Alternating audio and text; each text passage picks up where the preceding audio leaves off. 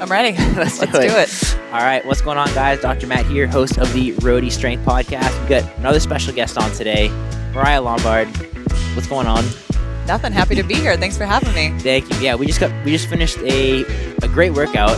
Smoked me. You guys left me in the dust. But it was good. It was a lot of stuff that I hadn't been doing in a while, so it was really fun. We're at the CrossFit Southie podcast studio, makeshift podcast studio with mobile equipment. But if you're on Instagram or YouTube, you can see people working out in the background still. So with a cool backdrop. So yeah, really cool gym here. Yeah, exactly. Those are all old members too. No way. Yeah. Bruce is up there and Amy's up there. Yeah. That is really cool. Yeah, you guys have a great gym here. We do. It's nice. It's huge. I mean, I've never seen any other gym this size, and it's our open gym. Stuff is awesome. You can kind of come in and do whatever you want when you want. Yeah, it's huge. And like I was telling you, as we were working out, I'm a member at CrossFit Providence, and we have a great gym there. Same thing, like garage doors, kind of your standard, really nice, but not a ton of open gym times, which is tough because a lot of like you're saying, like a lot of CrossFit gyms, they don't have the space for it. They don't. Yeah. So a lot of mom and pop gyms. I mean, especially around New England, I just feel like there's so many small ones, and you're just not going to have that kind of space. So totally, you don't want.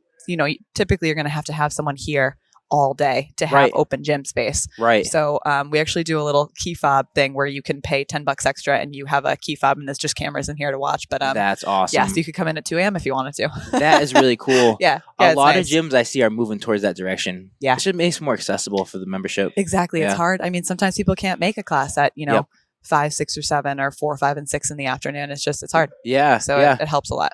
That's cool. Yeah. So just to give a quick brief intro or background on you, you're a PT. I am. You work over at Refined Performance. I do. With Nikki and Justin. The best team. Yes. Shout out to Nikki and Justin. I know them well. And you're also a coach here at CrossFit Southie. And you participate in semifinals this year with a team. So we'll talk more about that, but which is super cool, super big accomplishment. So let's get into the rapid fire questions to start. So of course. These can be as quick or as lengthy as you want them to be, but I like them. I think they're just interesting. But my favorite question to start off with is a favorite coffee shop in the area. Okay, so I'd have to say PS Gourmet in South Boston. Okay. It's like kind of like a little divey spot, but they have such good flavors. Awesome. Usually, Starbucks is easy because it's down the street at work, but PS Gourmet has my heart. Or Mary Lou's if you're traveling around. Mary Lou's is really good. So I'm guessing you like iced coffee? I do, iced coffee. I don't like hot coffee. Nice. It can be 0 degrees. If you like Mary Lou's, you're definitely an iced coffee person. For sure. I like it. Do you have a go-to flavor or like style? Like cinnamon sticky bun is my favorite, or they do like just like any type of like cinnamon roll variation. Gotcha. Okay. So good. Very cool. Favorite go-to breakfast? Easy. I like just peanut butter, banana, protein, and some whole milk in there. If I have time, I love Kodiak cakes. I'll whip those up with some eggs. Nice. If I have the time in the morning, but with a 7 a.m. start on some of the days during the week, you just do what's fast and easy, but still tastes really good. That's all. Yeah, Kodiak cakes are a game changer too. Oh, so good. Favorite recent podcast? Do you want my athletic one or like my either one? Sure. Yeah. So let's do both. Okay. Yeah. Leisure is just going to have to be any serial killer documentary. Nice. I'm one of those typical white girls that love the crime documentaries. That's good. That's good. Yeah. Long road trip. You're like, what? I can't listen to music for forever. And then you start to get into some of these wild podcasts. But anything from Barbell Medicine is awesome. Yes. E3 Rehab, I love. Yes. Those guys are really good. And then there's another actually out-of-pocket network up in Tewksbury, Barbell Performance and Therapy. Super nice guys that run that place, and they do a podcast too. So I listen to them on occasion as well. Very cool. What's the name of their podcast? Barbell Therapy and Performance. Okay. Yeah. Very cool. Yeah. Awesome. Next question we got. Well, actually, any particular serial killer podcast that you like? Or? I could tell you the one that I listened to most recently. Someone had sent it to me, and I saved it to my podcast. Murder in America. Okay. Awesome. Murder in America. Next one we got favorite recent book. Could be audiobook. Could even be like podcast if you want, but any book. I was just on vacation. I read another like crime mystery type book. The Paris Apartment. It was really good if you like a thriller. Nice. But as far as like PT, physical therapy type of stuff, gym stuff, reading Breath, and it's actually really interesting. I love that book. Yeah, it's really wild how much your breath plays a role in just like everything you do. And like how we're the only species that have chronically crooked teeth because of the way we breathe. And that is so fascinating. It's so crazy, right? It's so fast.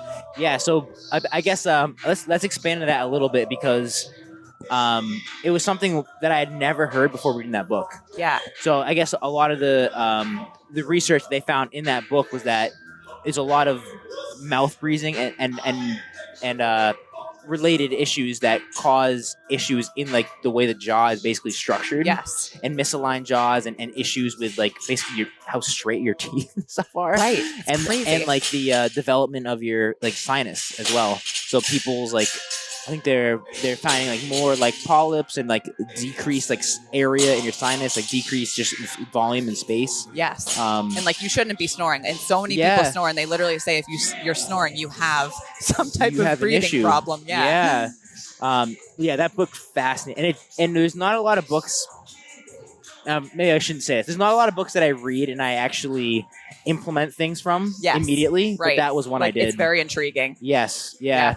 Like I started at the end of the book, they have all these like different breathing techniques. And one of them was if you feel stuffy, there's a breathing technique you can do where you hold one nostril, breathe in, and then immediately switch nostrils and breathe out the other nostril.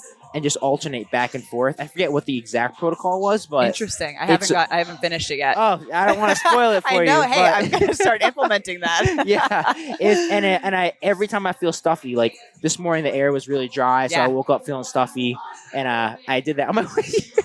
So that's like awesome. Yeah, and I read the book probably like 6 months ago, and it's still like I think about it all the time. Yeah, they're really saying you should be able to like breathe underwater for like 10 minutes. There's these people, if you can control your breath, you can do all of these crazy things that would like improve your athletic performance. Yeah, it's wild. It's insane. Yeah. I didn't really get it because I heard a lot of people talking about it before I read it, and I recommend it to a lot of people, and I'm like, just trust me, like it sounds really boring, but it's not. It's not. No, it's not boring. The first few pages like drew me right sucked in. You in. Yeah, it's good. It's a good one.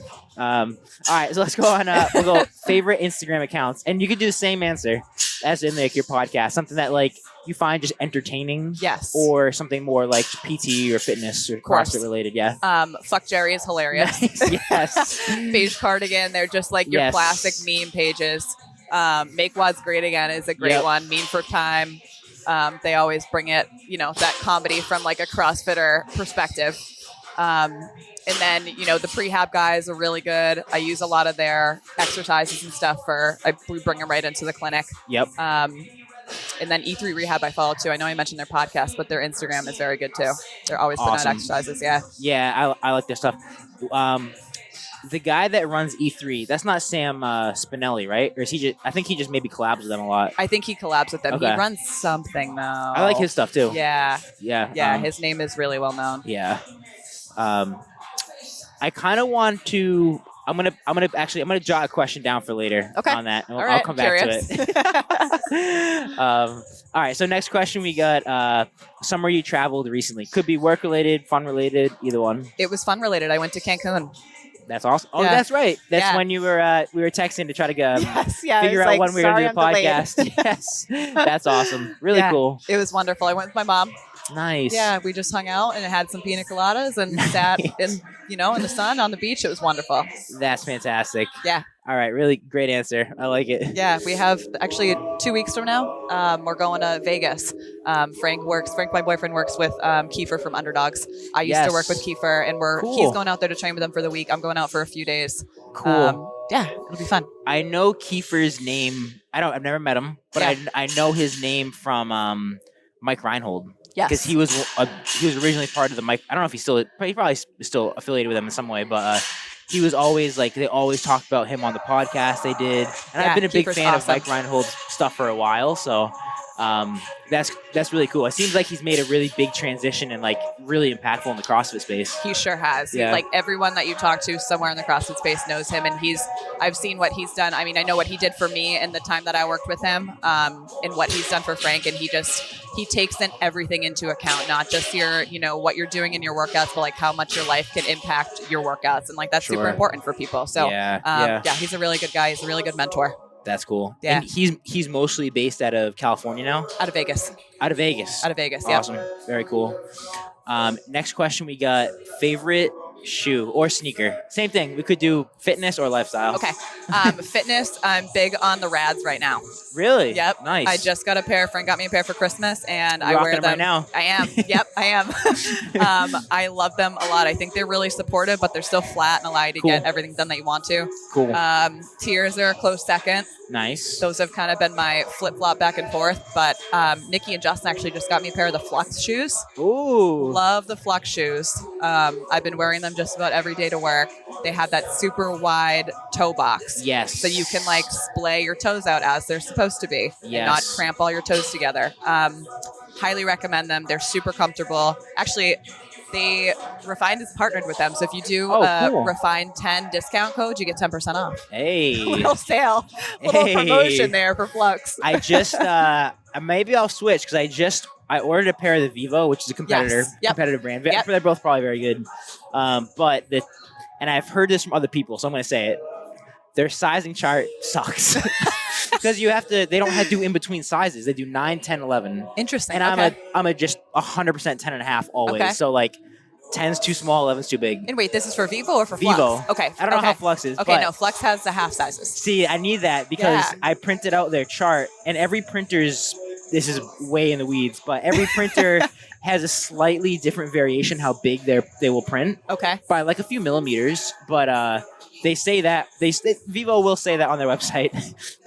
I'll bring this around. We're coming back to it, but they say measure this line. If it's bigger or longer than exactly it's supposed to be, then your printer's off or whatever. But and either way, so you print this paper, you put your foot on it, and it should tell you like exactly what size you should order. Okay. And they tell you that if you're in between sizes, order bigger because your feet over time with the barefoot shoes should actually grow longer. Yeah. Which is wild. That's crazy. So I'm like, all right. So I went for the 11 and it was just enormous on my foot. I'm like, I definitely should have got a 10. Oh, no. And it wasn't just width felt fine, but I was like, they have also an asterisk in there, like if it's more than I think like 14 millimeters, like that's too much. And it was like I think it was like 20 millimeters. I'm like, this is way too much. Yeah. So they have a 100-day warranty return process, no questions asked. Okay, so that's good. So returned them, but this is still a pain in the ass. Yeah, right. And printing out the thing, like a really cool way to do it, but it just takes it more effort. So now I'm kind of starting at baseline. I still want a pair of barefoot shoes. Yeah, but I have my money back from Vivo, and I was gonna buy another pair, but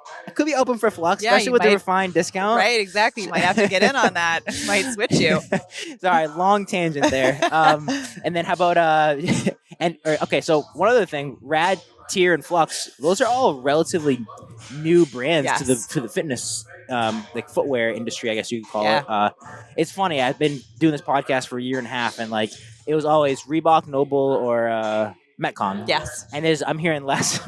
I mean, know, sorry to right? those brands, but I'm hearing less and less of that, like as things go on. So it's no, cool. I know. Yeah. I've noticed the same thing. I mean, I wasn't a huge fan of Metcons. I never was a huge fan. I still am a big Noble fan, but they're just like the new and shiny thing. Yeah. And they're a little bit more supportive. Like the Nobles are wicked flat. Yes. So I find these a little bit more supportive. I still like my Nobles. They're still in the circulation. Yeah. They're just not as much. Yeah, there we go. I like it. Well, as a PT, it might be the same answer, but how about lifestyle, sneaker?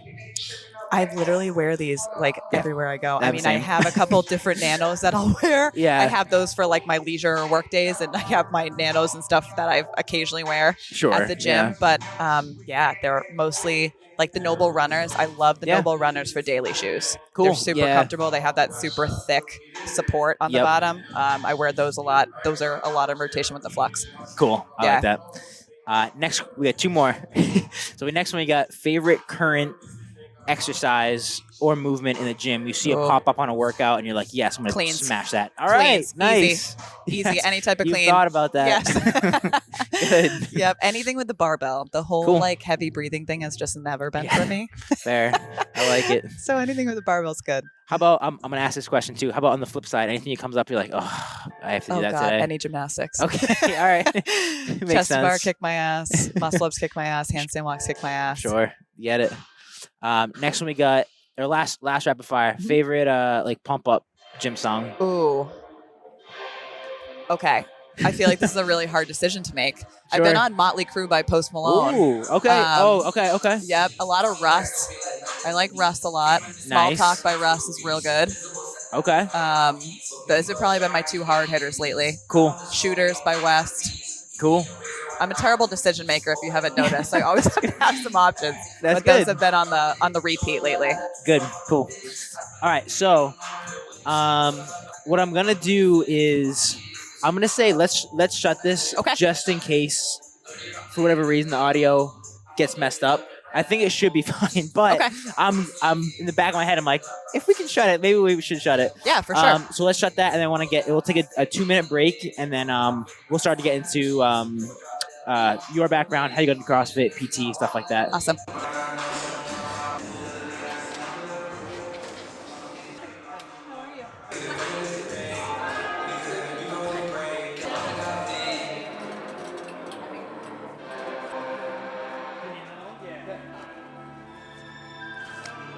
And we're back. There we go. That's better. All right, just to make sure the noise, the audio comes out good. All right, so what I wanted to start with, it was basically kind of your background, and same thing. We can be as brief or as in depth as you want to be, but two main topics here. One is how did you get into the CrossFit scene, and the other one's how did you get into the PT scene. And I'm sure they probably overlap a little bit, but let's start with CrossFit. Yeah, honestly, both through my mom. Okay, yeah. Yeah, my mom's been doing CrossFit since like the OG days where like the games was a cookout. She started at this box back in like 2010 maybe 2009. And then Here? No, out where we live in Uxbridge, Mass, or where we're from, about an hour west. Yeah. Yeah. So she was in Mendon at a gym, and then she eventually convinced me to go. I think I was a sophomore in high school when I first went, and our first workout was a 200-meter burpee broad jump. That's it? That was it. As in, like, there's no other pieces to it? Oh, my God. I don't remember if there was a strength or not, but that was the insane. Metcon, and I was like, what are you doing here? Yikes. Yep. I went home and passed out. But yeah, then I just continued from there, and I went to college, and I didn't have a car my first year and a half, 2 years. So I just went to the regular gym, and I had a friend there that did CrossFit stuff, so he would program for me. And then nice. Eventually had a car and went to the local gym at out by Yukon. Cool. Okay. Yeah, and just kept going. Very cool. Yeah. And sorry, go ahead. No, yeah, go ahead. I was just gonna say same thing with PT. Yeah. There was a coach at the original gym that my mom was at, and he was a coach, a PT, and he had helped her kind of get through some tennis elbow stuff. Sure. And he was like, in class, and she was like, hey, my elbow's kind of hurting me. And he was having her do these little couple things. And he was like, oh, it's probably tennis elbow. Just do this, this, and this. Yeah. And I was like, well, that was kind of cool. He can give her a little quick diagnosis on the spot and, help her, give her a couple things just to get her going. Totally. And if I planned to be in the gym space, I was like, this is a great opportunity or a great way to combine my career and my hobby, Yes. So that's very cool. Yeah. On the CrossFit side of things, so how did you end up transitioning to Southie? So I finished college, undergrad, and I was applying to grad schools. And I've always wanted to live in a city, and I had no idea where I was going to end up for grad school. Sure. So I had essentially a year. I took a year off after undergrad, because one, I needed a minute. I was exhausted. Yep. Two, I wanted to retake some classes and make sure I had a really good opportunity to get into a good school. So within that time, I was like, well, if I don't get into a school in the city, I'm never going to get to live in a city. So I'd rather do it while I can. So I was like, fuck it, let's move to Boston. Yeah. So I moved to Southie, and then I actually ended up getting into a school in Charlestown. So I got to stay in Boston. Which school was it? MBH Institute of Health Professions. Nice. Yeah. Oh, very cool. Yeah. So side question on that. because MGH is such like a world renowned like hospital. Did you get a lot of interdisciplinary? Like, did you work with like nurses and stuff when you were there? We had a little bit at URI, but not a ton. They did. Yeah. I wish it was a little bit more, but it was also during COVID, so that made it really hard. Yes, sure. We did a couple integrated experiences in even the surrounding hospitals. Some were MGH, some was Brigham and Women's. Yeah, another huge hospital. Yeah. So we got to get in there a couple times over the couple years that we were there. But we definitely got screwed on a couple things because of COVID. Yeah, so fair. Yeah, it is what it is. With the CrossFit side, so we'll dive right into it. Right recently was almost a year ago now, maybe less than that. You were able to participate in semifinals, and it was as I was preparing for this podcast, I was like, oh, like because Dave introduced me to you, Dave, who had worked with your mom, right, so, known him for forever. Yeah, so a cool connect. He was previously a coach at CrossFit Providence. Now he trains at he coaches swimming still, but competitive swimming. He's a very good swimmer. He helped me actually with one of my swim competitions, but awesome. He trains at Gamut, CrossFit Gamut. Oh yes, yeah. He had worked with your mom for a while. They met at Red Island. Back, my mom was opening her gym, and so she was in between gyms, the gym that we had left and the gym that she was creating, and we ended up at Red Island in Rhode Island. Gotcha. Okay, and that's how we met Dave. Very cool. Yeah. He was texting me and he's like, she's been to semis and stuff like that. And so like as I'm typing up, because I always do like a little research, and I type in the app line like big huge letters, semifinals. After you're like, well, let's kind of let's kind of talk about that a little bit. Let me clear that up. Yeah, but you had a chance to go, and you went with a team, and I'm sure you had a blast. It was a great experience. Yes, it was an awesome experience. Yeah. I wouldn't have traded it for the world for sure. But getting there, I was an alternate in case someone got injured last minute and they just needed a body. Yeah. I wasn't competing. I was working out an hour a day just to get my fitness in. I was studying like a psychopath for my boards. Yes. Yeah. Anxiety was crazy. And then one of their teammates who had told them they were going to stay and be on the team decided that they wanted to go individual, and it is what it is. It happens, but that kind of left us in a really tough spot. And with 4 weeks left, essentially, I think it was 4 or 5 weeks before semis, and they were like, you gotta step in. And I was like, shit. You're like, wait, really? Yeah. I'm like, sure? Guys, I haven't done anything. And I'm like, my exams are gonna come first. So right, of course. Of course. So I was trying to study for my exams for the last few weeks, get in as much gym time as I could, and then I finished my exams, and then we had 3 weeks before semis. So I was like, I'm all yours for whatever you can get out of me in those 3 weeks before we go to semis. And it was awesome. I mean, the experience was really cool, and they're way better athletes than me, the people that I went with, and I'm just happy that they could go. It was either they didn't go at all or they went with me and didn't do as well as they would have, but it was a really good experience for them to have, and for me to be able to just give that to them. But working out alongside some of these athletes, it blows my mind how fit people are. It's like the crazy. top like 0.1%. Yes. Yeah, it's insane. I could not believe it. I mean, everything that you can do, they can do with their eyes closed and for 100 more reps than you. It's just so much faster. It was wild. I mean, where was it that year? It was in Orlando. Oh, cool. Yeah, it was in Orlando. And how many days was it? It was 3 days. Over the weekend, like a long weekend? Yeah. So it probably didn't interfere too much with your PT. Did you have any did you have to take off any time for school? Did you? Okay. No, not for school. So I had my we went in May. At the end of May was semis. I took my exam May 1st or 2nd or 3rd, something like that. And then I passed. I was already working for Nikki and Justin at that point. Cool. So I had told them ahead of time. I was like, hey, I'm getting voluntold to go to semifinals, so I got to take some time off. So thankfully they worked with me on that, and it was like a month into me being full time there. Totally. So, very cool. Yeah. So it didn't interfere with the schooling too much then? I was good. Schooling was done. Schooling was done. Good.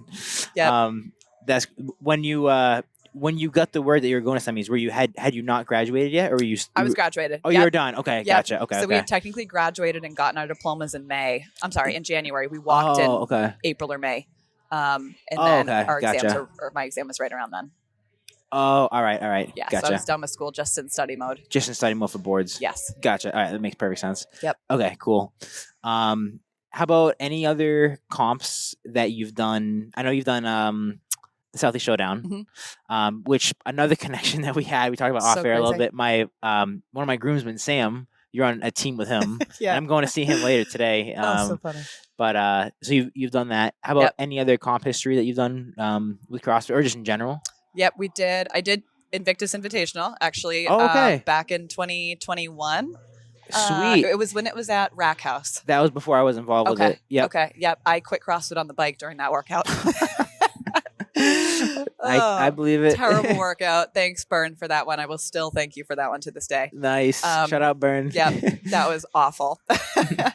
So that was really fun. I mean, he put on a great comp. The workouts were just freaking hard. Yeah. Wadapalooza I've done a couple times. Cool.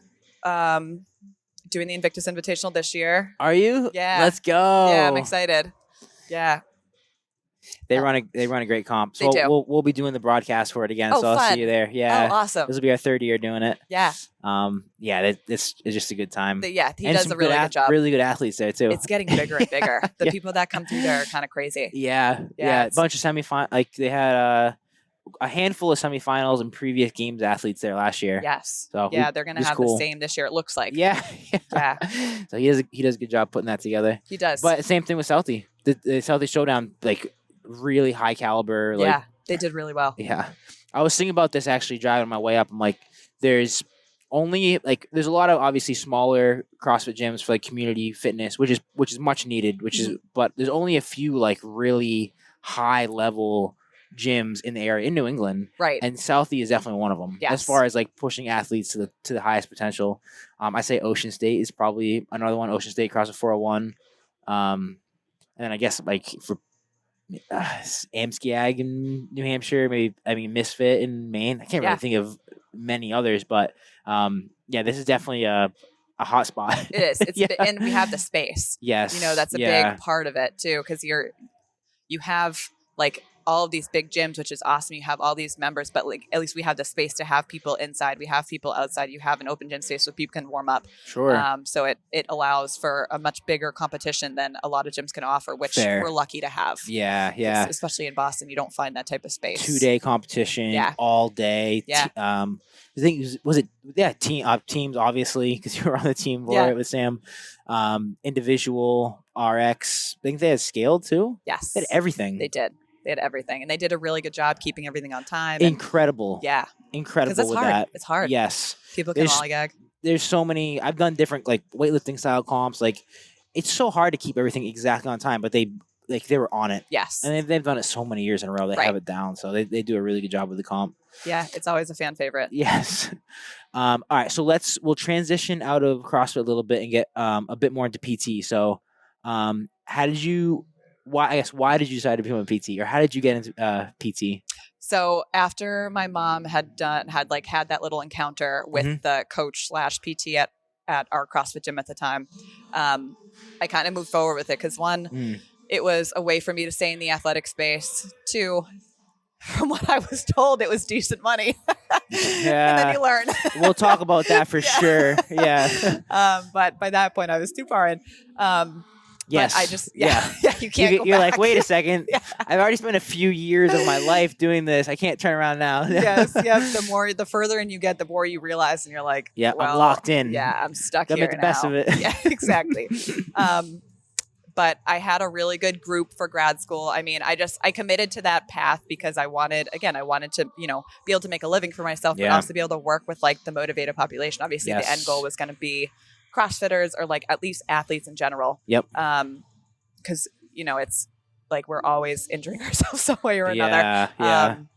So it's just, and even prehab work, like even if you're not suffering an injury, physical therapy is just such a good way to make sure that you're maintaining your fitness, maintaining your mobility, maintaining your stability, and ensuring that you're, not going to get yourself injured to the best of your ability. Right. So I found it super important. And I think one point I want to make on that too is that like like I don't want to give people the wrong idea that CrossFit is a dangerous sport because there's so much bad myths about that. Yes. And a lot of the audience for the podcast is CrossFitters, but I have a lot of people who aren't either. Right.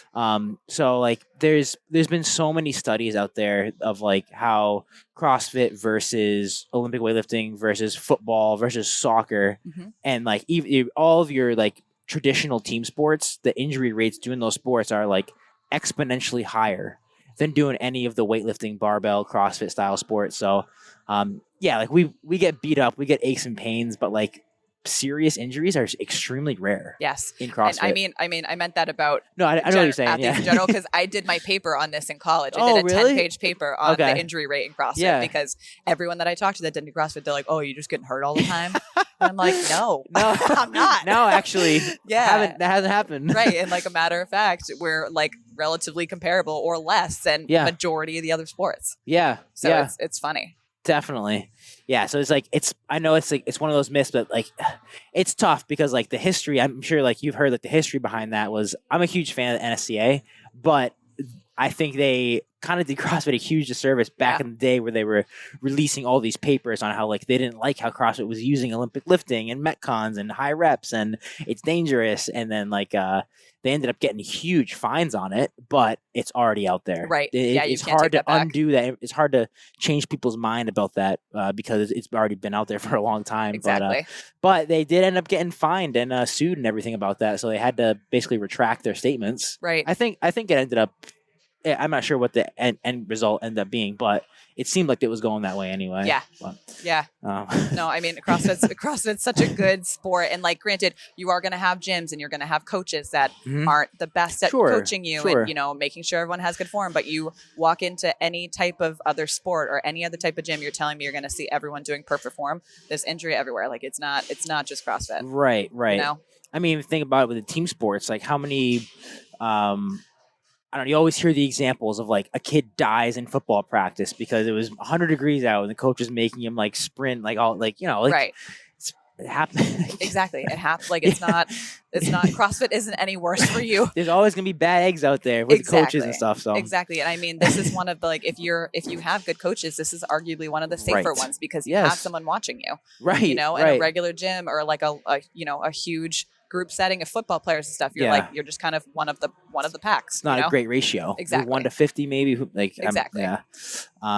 So a question. Well, let's try the question I had written down from earlier was about the barbell rehab guys. Yeah. I don't know how well this translates into what we're talking about, but that's okay. So one thing that I struggled with just coming out of PT school was the whole idea of I saw a lot of guys out there that I really looked up to as far as mentorship, like the barbell rehab, Quinn Hennock. Quinn Hennock. And I saw all the stuff they were talking about. But then on the flip side, I saw a lot of guys who were like very manual focused and were super hands-on, did a lot of cupping, scraping, dry needling. And it seems like, at least when I was coming out of school, PT became more and more dissected into like two different groups of people that just seemed to like not like each other, at least on Instagram. Yeah. It seemed that way. So I was kind of like confused, stuck in the middle. And one of the reasons I really liked the guys from Mike Reinhold was that I feel like they did a really good job of incorporating both ideas and saying how like, hey, listen, there's a lot of gray area in the profession. There's a time and a place for everything. Yes, this is what the best evidence says, but this stuff is also helpful for people.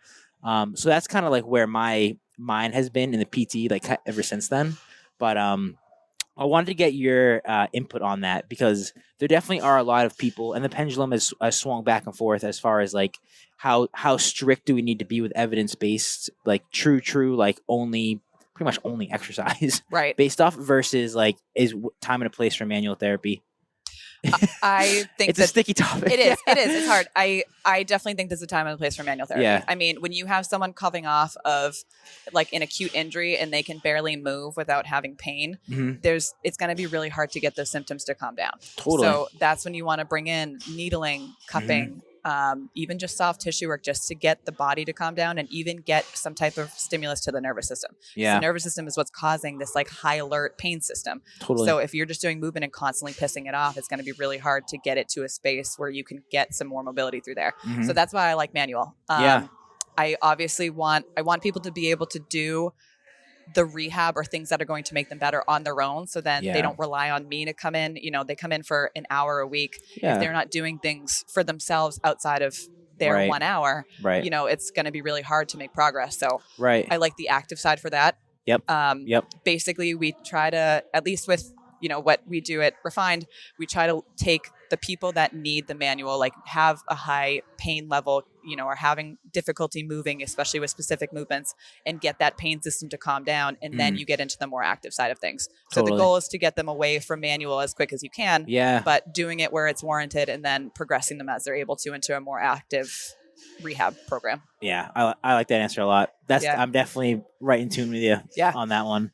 But yeah, that's something that like, I think, there's a couple accounts on there who are like way on the end of the spectrum. Like for Instagram, I'm thinking the Adam Meekins is always one that pops up who's like, and I think he kind of does it on purpose to kind of like poke the profession a little bit, like, hey, look at this. Right, but, exactly. And it goes viral, but he's always one that kind of gets you like, which is good to kind of question yourself a little bit, like, hey, what, and I think that's healthy to a point, like what is necessary, what isn't necessary. Of course. But yeah, it's an interesting topic. It is, especially coming out of school, because you don't know what's right or what's wrong. Yeah. I don't know what your experience was like in grad school, but we learned a lot of hospital-based therapy and learning how to manage all that kind of stuff. And obviously hospital-based therapy is very different from an outpatient clinic, especially with athletes. So trying to learn how to best benefit your athlete. You have like your typical CrossFitter that's just like, coming in for the hour a week, but then you have your elite athletes that need, a little bit more higher intensity volume. And it's like, you don't get that type of experience in grad school. You need to get it out in the field. So it was you just don't know what's right and you don't know what's wrong. And it's hard to navigate that getting out of school. Yeah. I think that's well said. That kind of transitions really nice into the whole question of, so with the PT clinic you're at now, Refined PT, they're out of network clinic as I am too in Rhode Island. Awesome. So the whole question of going in network, going out of network, was there anything particularly that drew you to the to Refined essentially? I mean, everything about Refined. Nikki and Justin are just awesome people. They're, right around my age. It's very casual. Like, yes, they're still my bosses, but we have a really good relationship. It's really good open communication. And they like genuinely give a shit. They really care about you. They really care about your clients. And that's just a really good work experience life to have. Yeah. So I mean, them as two humans and they're also do CrossFit and they're, they get it. And they've been through the typical inpatient setting and they get why it sucks and why they wanted to go out of network. Yeah. So they just have done all the things that like I probably would have done had I not met them and learned the hard way.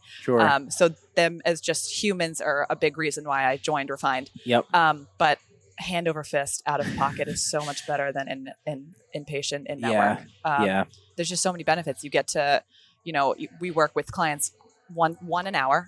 And you have all of their undivided attention is on them. So you're not sharing with, 2 other people. You get I have 10 minutes in between clients, like do any quick notes I have, which we don't even really, we do notes for our benefit. Right. But not for insurance, which you need to argue to insurance why they need continued visits. And the documentation is just a nightmare. So you don't have that with you don't have to create a mini thesis of why what you're doing is important. Literally. On each patient. Yes, exactly. I'm like, the documentation would take you as just as long as you seeing the patient sometimes. It was crazy. I remember it was so funny. This was like a big turning point for me another big reason as to why I wanted to go out of network. I was working as it was one of my clinical rotations and we were seeing 18 people a day. Granted it was 4 10-hour days, but it was 2 people an hour straight through. And like, I see 6 to 8 people a day now. And I was seeing 18 and it's crazy.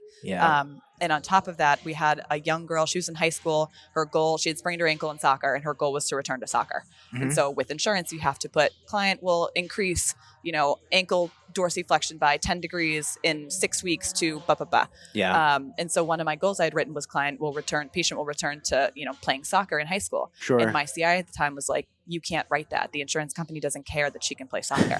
And I was like, talk about her ADLs. Right, Yeah. exactly. She was like, how's she doing with stairs? Right. I'm like, she's 16 years old, she's whatever in high school. She wants to play soccer. She's a kid. Right. And I had to put client will return to school-based activities. I was like, what kind of game? It's a game. Am I playing? It's a game. Yeah. It's just like, so what, and that's what you have a lot of CrossFit athletes that have shoulder pain with snatches or whatever, right. After 200 pounds, they get shoulder pain. It's like, if you go to a regular clinic, they're not going to care. You can get something out of a cabinet. You can walk up the stairs. You can drive your car. Like, that's all that they care about. Right. So insurance just really limits your ability to like truly care about the goals that the client has. Not to mention too, like there's at a typical PT clinic, big box PT clinic, you may have someone who's really highly advanced in sport specific type stuff and maybe can help them bridge that gap between like reaching to a countertop and snatching. But the chances are you probably aren't. Right, exactly. It's like there's a very slim chance you can find something like that. It's just it's what it is. And that's what you have to argue with insurance. And the insurance people that are deciding these things don't even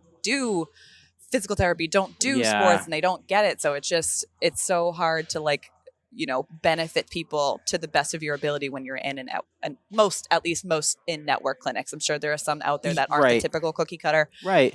But it's just much easier to do your own thing and to really provide for the client when you're at a network. Yeah. I used this example recently on another podcast, but I'm going to say it again because I think it's good. Yeah. When I did one summer at Olive Garden as a waiter and I hated it.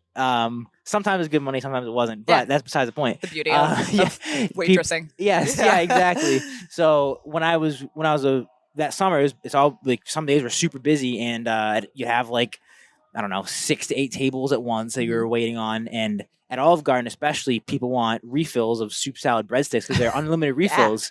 So I'm trying to refill drinks, take orders, everything. I was like losing my mind there. And I just couldn't figure out how people were doing it. And that is exactly how I felt working at a big box clinic. Yes. Like, exactly. Like, just running around, not really giving my best effort on getting people better, but just, like, making sure they weren't getting upset that they were having a bad experience. Right. Essentially, just like, are you happy? Is it good enough? Are you happy enough? All right, good. Let's get at it. Are you satisfied enough? Yes. Yeah. That's all it was when I was there. So that was kind of like the best experience or best example I had. Because it's tough, like, when you're trying to explain to, especially because we're in the field, but explain to a client like over the phone or just talking to them in person, like, oh, why don't you take insurance? And it's like, well, it's better quality. Right. And it's like, so much well, what does that mean? It's like almost through like stories like this, unless they've actually experienced PT before and they know what that's like in a big box clinic, like they don't really get what that means a lot of time. So it's like through stories like this, they understand like, oh, so that's kind of like what the experience is versus like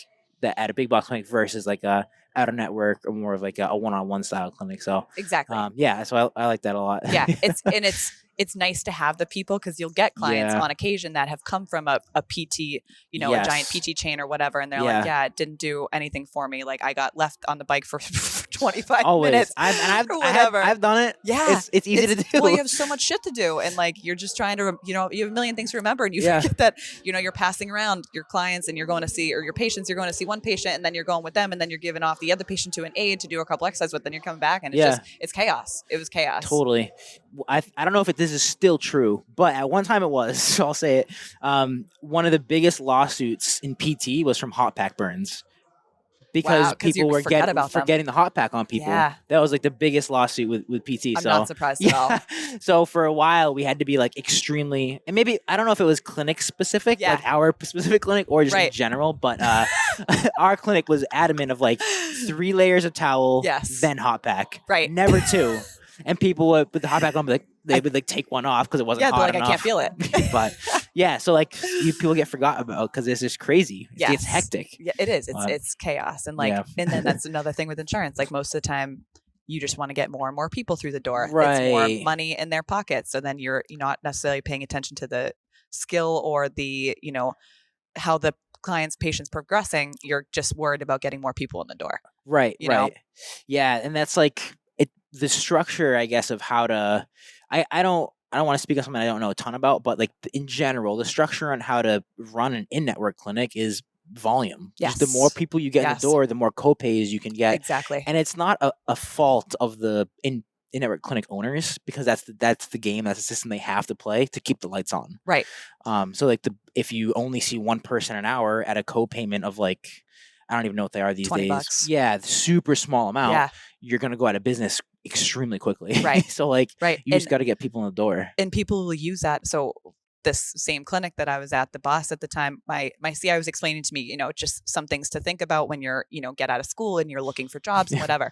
And she was like, my boss was helpful. And, if we have like, classes to go to, weekend courses, whatever, they'll pay for the hotel and stuff. I'm like, well, that's really awesome. That's helpful. Yeah. But then she said that you get a bonus if you get X amount of people through the door, every 2 weeks or something, you get more money. And I'm like, okay, well, what about how the clients are doing? Right. Like they don't care if they plateau and you just, discharge them because there's nothing else you can do for them, but they're still in pain, but you just are getting more people through the door. So you're literally getting paid just to get volume, like you said. Right. Not about the number quality. Game. Right. It's the quantity. Yeah. It's crazy. So, yeah. That's, it's funny when, off topic, but when Dave introduced us, I'm like, I don't think this is what he expect us to be talking about, but I'm glad we are, because it's important. It's so important. It is. This is an interesting question, but any downsides that you see for the outer network? The only downsides I'd be able to potentially say are, for one, you really have to advocate for yourself as out of network PT clinic. Yeah. You have to put in the work, because when you're in insurance, you get referrals from the doctors and from the surgeons all the time. You build a relationship with, all of them, and they just kind of easily bring you patients. Mm-hmm. So being in out of network clinic, I mean, at least I watch, Nikki and Justin, I've done one with them where you got to go to gyms and you got to show what you're worth and like why it's important to come to our type of clinic. Yeah. So you just have to work for it. Yeah. But then you get word of mouth and it starts to build and it makes it easier, but you definitely have to advocate for yourself harder than you do in network. Totally. Yeah. But it's kind of similar to what we were talking about before, of like changing the perception of like what the profession is. Exactly. People have this just prefixed notion on like what it is. So yeah, I think that's a great way to put it. Yeah. There's a way more advocating that we have to do, for sure. Exactly. And it's expensive. It's expensive. It's a lot more money out of pocket for you. And over time, we're saving you more money and effort because we're giving you quality care and getting you back to the things that you want. And I mean, even, you're still paying for your insurance and you're having to pay your copay. Yes. But you'll still have your deductible and there's still things that you're going to have to pay through insurance. So yes, it's expensive up front, but is it worth it for you to get whatever thing you have fixed? Because that's not going to be guaranteed in a regular clinic, especially if you're coming in as an athlete, having pain with a muscle up or, or a clean. Like you're not going to get that type of care in insurance. So with insurance, type PT most of the time, at least. And there's a lot of injuries, especially in CrossFit. Like, sure, there's some things if you just rest, they'll go away. But there's a lot of injuries where if you just ignore them, they're not going to go. Right, exactly. You have to address it. Exactly. And that's what the doctors and some PTs will tell you. It's like, just rest, don't do it. Just rest, but I want to do it. Ibuprofen, what movement has been bothering you for 6 months? Oh yeah, you tried resting? Well, maybe you just shouldn't do that movement anymore. You're like, oh damn, now I can't do that. It's like, well, that doesn't have to be the case. Right, exactly. Like if you have deadlift pain with, 300 pounds, work with 135, see how it feels. Right, and build. right. Like there's ways to do there's it a million without ways to do it. resting. Yeah. Totally. No, I like that. Yeah. All right. So as far as one other quick question on the PT side of things that you had alluded to earlier was that and we don't have to beat this to death, but we can if we want to. So the pay structure for PT, I was just at a mini mini conference for a PT clinic that was right near my house. Okay. And I dropped in. They were talking about dry needling, and a big issue they talked about was on the PT side of things was how many PTs are leaving the profession. Like he was like, I think he was doing like a research study on it, because he was a professor at Johnson and Wales. They have they have a brand new PT program there. Oh, cool. Graduating first class 2025. But he said a big issue that they found is a lot of PTs are leaving the profession just in general. Like not even choosing to do like out of network, anything. Like they're choosing different professions. Like after like 1 or 2 years, they're just hitting burnout. Yeah. So the out of network clinic is like, I think one of the answers to that. Yeah. Yes. A game changer. But I mean, like you alluded to earlier, is like, you don't really realize the the debt to income ratio that you're getting yourself into. Yes. with- Yeah. They with tell you PT, not to work in PT school. Yeah. They yeah. charge you $150K. You get out, you make way less than you thought you were going to make. Right. And then you're paying off these loans for Forever. several years. And the Yeah. interest is wild. Yeah. Yeah. It's criminal. The interest is criminal. It's criminal. It is. It blows my mind how much they charge us for this shit. Yeah. Yeah. But yes, the insane. burnout is so real. Yep. I followed a lot of people about that. Zach Gabor, have you heard that name before? No, I haven't. Zach Gabor actually graduated from IHP, and he has been a huge advocate for reducing the burnout after you graduate, because you get into these, you're a new student, you're a new grad student, whatever, you don't really know where to go, what to do, and you just kind of get offered these jobs, but they know you're a new grad, so they can just kind of have you come in, they'll pay you a little bit less, they still have you working these crazy hours, and if you're at a clinic, like one of these speed clinics where you're seeing multiple people an hour, you don't have time to do your notes throughout the day. Right. So you're spending 8 to 9 hours a day seeing people, and then you get home, you have to do all these notes that you couldn't catch up on. So you're spending, 10 to 11 hours a day just doing your work. You're going to get burnt out. You're going to be exhausted. Yep. And it just ruins it. That's actually what happened to Nikki and Justin. They both quit PT because Really? because they were in these in-network clinics and they hated it. Yeah. Yeah. Justin went and did a home health type PT. He quit it after 2 weeks. I think after 2 weeks, not even. He quit home health. Yeah. He's like, I can't do this. The notes, I did a little bit of home health too, actually. Did you? Yeah, and the pay is much better pay. But the notes are awful. There's some notes that if you're the fastest person ever, the note will still take you an hour. Forever. And sometimes an hour and a half. Yeah. The medications and all this crazy stuff. Yeah. Yeah. Even if you are perfect at notes, it'll still take you an hour for one visit. It's insane. Yeah. Who has the time for that? Yeah. No one has the time. That's funny. Yeah. I did that for a while too. Yeah. But yeah. Okay, cool. So, all right, we'll change topics a little bit. So, on the kind of like nuts and bolts on the recovery side of things, anything that you are either working on or what's working well for you for sleep, and we'll go through one by one, but sleep, any tech that you like wearables, cold, heat therapy, PT chiro massage, for yourself. Yep. Meditation or mobility type stuff, but let's start with sleep. Yeah, sleep. I suck at sleeping. Yeah. I'm a terrible sleeper. And Frank snores like a banshee. So that doesn't help. Have you tried the nasal strip? Yep. Still nothing? Tried them. Yep. I know. I'm like, we got to read this breath book. He tried mouth tape one night because Goose actually that owns Southie told him that he's been wearing mouth tape. Yeah. And it's totally changed his sleep game. And I haven't tried it yet, but I want to try that out. People say it's really good, but Frank tried it one time and he hated it. Yeah. Because it's just weird. You're not used to having something like forcing your mouth to stay shut. But I think that book gets into that a little bit. It talks about mouth tape and how it's so important to breathe through your nose. Right. So I've been using, I have earplugs. Yeah. So earplugs help with sleep if you have a hard time with noise. Nice. Yeah, that works. I do sleep gummies too.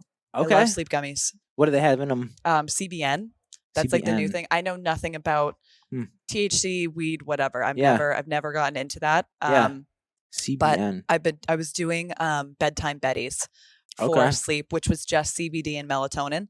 And then when I got these new CBN ones, I was like, I've never smoked weed in my life. I literally just take these to sleep. So I have no idea. If you start talking to me about what's in these, I have no idea. Okay. He just said that the CBN helps keep you asleep. It is a slow slow release. Yes. Maybe. Okay. So it helps keep you asleep longer. The melatonin and CBD stuff just gets you asleep, but it doesn't keep you asleep. I've been using something kind of similar, a zinc magnesium blend. Yep. Okay. That's I've noticed some difference. I've heard the magnesium, if you're deficient, magnesium is a huge sleep. Can be helpful. So that's what I've been liking recently. Also, Beam Dream. Have you had Beam yet? No. Beam is really good. I heard about it. Yeah.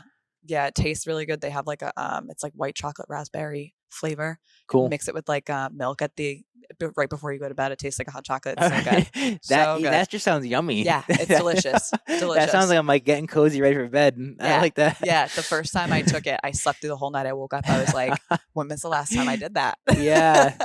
Actually, similar to that, but probably sleepy time tea. Sleepy time tea. Yeah. I actually really like that too. But, all right. So how about any tech that you like right now? I was doing Whoop for a while. Okay. I got out of it. because I wanted to know more about my sleep, like what I was doing. Yeah. But it eventually, I just got to the point where I was like, okay, cool. I suck at sleeping. Like, it You doesn't keep telling me the same right, thing. exactly. I Driving me wasn't crazy. right. I wasn't doing anything different to make it to like, utilize that information. Yeah. So I haven't done that since last year. Gotcha. But yeah, I haven't done it. He does the watch that you guys were talking about. Yeah, the Garmin. I Yeah. really like the huge Garmin proponent. Oh, and I still have my workout going. The workouts are not. I think the Whoop is cool because it automatically starts and stops. And you can Yes. edit it. I think you can edit these too. But Okay. yeah, the battery life, 2 weeks on a charge. That's unreal. really good. Nothing lasts that long. Yeah. And it charges in like literally 10, 20 minutes to like maybe full charge. Wow, that's really impressive. Yeah. Yeah. Yeah, I love the Garmin. But all right, how about any like cold or heat therapy that you're liking right now? Are you an ice bath person, sauna person? No. I'm such a baby. Yeah, that's if I had a sauna, if I could go in a sauna every day, you bet your ass I would do it. Nice. Yeah. But there actually is a place, if you're in the Boston area, called Sweat House in Okay. Somerville. And they do, I'm pretty sure you can do the immersion therapy there. Cool. Therapy. So you can like pay for a membership and have that opportunity. But Sweet. I highly recommend it. I've read a lot about it and the benefits it can have for your body, for fitness, for recovery, for sleep is huge. Yep. So I highly recommend it. I'm just a big baby when it comes to the cold. Hey, it wouldn't be a podcast if we didn't talk about ice baths. So Exactly. That's the trend, right? Exactly. Frank had one over the summer with the little tube ones, like the ones that are $120, something like that. Yep. And he used it religiously. He loved it. Cool. But it doesn't fare well outside. So, Fair enough. But yeah, highly recommend them. I haven't gotten to do them much myself. How about PT, chiro, massage? Anything that I'm sure with PT you probably Nikki or Justin help you out once in a while. But anything that you like that you go to? Needling. Anytime I have soreness with anything, I have Justin or Nikki throw a couple needles in. Nice. It just helps kind of accelerate the recovery process. Yeah. Gets everything to calm down. Cool. Also the Normatec boots. Yeah. Those are super helpful. Even just massage, like it's it's not going to fix your problem, but it's definitely going to make you feel good. Definitely. So I like getting massages on occasion. There's actually a place right down the street that allows walk-ins. So. Oh, cool. Yeah, Thai Spa, shout out in South Boston. So you don't have to make an appointment; you just walk in. You just walk in. Yeah, I've never heard of that. Yeah, I know. I typically call, like last week when I went, I called an hour beforehand. They're like, "Come on in." Yeah, we're here. You're good. Yeah. I got last two here, and then we'll go into the wrap ups. Yeah, sure. We got anything you like? Do you tried any like meditation type stuff in the past? No, I use the Rain app. The Rain app. Yeah, I just like, or like one of those sleep apps. I do that kind of stuff to like relax. Yep. I'm always go and my mind's on a hamster wheel constantly. Yep. So that's probably why I need meditation. Yeah. I did hot yoga once. Yeah. And I was once? like, once. Just one time. Yep, just once. It was very interesting. I was shaking like a leaf. I was in down dog and it was 120 degrees in the room and I was shaking like a leaf. It was great, but it was freaking hard. Yeah, and, totally. I definitely need to give it more credit. I'm always on the go. I feel like meditation is super helpful. Yoga, all that kind of stuff. Yep. Is really helpful for kind of getting your body to calm down. Yeah. I like that a lot. Do you do it? I've done it. I do it somewhat regularly. Okay. There's one place in particular I'm thinking of for hot yoga that I went with. I don't know if do you know Jared? He competed at IBI last year. Jared Fahey. Oh yeah. I did it with. He's been here a couple times. Yeah. He's an incredible athlete. Really, he did the qualifiers again. For this round, he did really well. I think he'll be doing IBI. Yes. Again this week. Okay, cool. So I did it with him at this place in Providence, and it was a hot summer day, and the heat was also cranked. I think it was like 104 in there. It was really hot. And I think also they had the humidity things going, and we both at multiple times. Well, I don't want to speak for him because I can't even remember. I was like blackout, but I had to go down dog or child's pose multiple times because I was just dying. I was like, I'm gonna get heat exhaustion. I'm gonna pass out. They have to scrape me out of here. It's freaking hot. And at the end of the class, I think there is some like adaptation you get to it that makes it easier over time. But we both weren't used to it. And in the class, the instructor comes up to us and they're talking to us, like just get to know us. We've never been there before. And he's like, I've done Ironmans, I've done CrossFit. He goes, that was easily one of the hardest workouts I've ever done in my life. She's like, really? He's like, yeah. That's I'm like, I agree. It's But so hard. And then there's these women in there that were like Crushing running circles around Crushing me and it. my friend that had gone that time. yeah, But yeah, super good for like slowing the body down. totally. All right, so we're just about at the top of the hour here, so we'll start to get into the wrap-up questions. So, first one, anything in store for the future that you're excited about? Could be like work-related, PT-related, CrossFit, fitness-related competitions, anything like that. Second one is anything else you want to plug, whether Refine PT, your Instagram, or maybe the gym. And then last question, favorite quote. So favorite quote, mantra, saying, and usually in Rhode Island, I use a billboard example because that's what Tim Ferriss has the same question, so I stole it from him. Yeah. But he's like, if you get the billboard for the day. So in Rhode Island, I say you get the big blue bug billboard. You know where the big blue bug is? No. It's a big structure for this like insect like removal company. But anyway, but I was driving up here. I think it's Route 95 or 93 maybe north, and there's the National Grid tank with like the colorful. The color thing. Yep. Yeah, but on the other side of the street, there's a billboard there. There's like a gut milk billboard.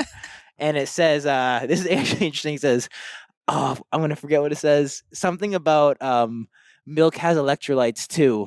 And there's a picture of a sprinter on there and it's like, drink more milk. And I'm thinking like, that's cool. But like, you think like college football program is going to like replace their Gatorade tanks with just milk halfway through? Like those big Gatorade jugs are going to have milk on them instead. Like what a wild billboard. But all right, you get that billboard for the day. So you can put whatever you want on it. So typically something like, you want to say to your community, or just a favorite quote or something like that. Okay, I have two in mind that I'm thinking about. One's kind of funny.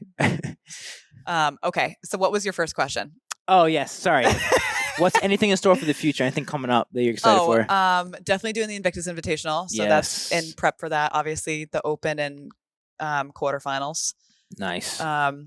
Work. I mean, every day is a learning experience. Yeah. So I'm really just looking forward to like becoming a better PT and, learning more and more and being the best PT I can be for my clients, taking more courses and seeing what else I can, have to offer to give these people. Any courses coming up? No, I want to get my second dry needling course. I saw there's a few coming up this year. Yeah, I just did it. It's hard because the one I did it with is in New Jersey. So they don't typically come up to Mass. So Who'd you do it with? Myo Pain seminars. Yep. Yeah, so you probably want to stick with them right, because they change, and I think you have to do. If I went with a different one, I'd have to do the first course, really? And then because they're all a little different. Yep. We'll see what else competition we have in store. I want to travel more. Cool. Life's too short. Yeah. Anywhere in particular you're thinking? My dad has a place in Florida, so that's up next. I mean, I mentioned Vegas, and we're going to see a friend in LA around that same week. Cool. Florida, wherever I can get to. And then where can people find you? I guess like your Instagram is probably, and then like CrossFit Southie. Of course, we'll put Refined on there. Refined. Yeah. Mine is just Mariah Lombard _. Easy enough to find. And underscores between Mariah and Lombard? Nope, it's at the end. Gotcha. When I saw your name at first, the mayor of North Providence is Lombardi. So I kept trying to not say Lombardi, but I kept saying it. So it happens. Lombard. You're not the only one that does it. I also get Maria for my first name. We just forget one of the letters. You add a letter at the end, you forget one in the beginning. Fair.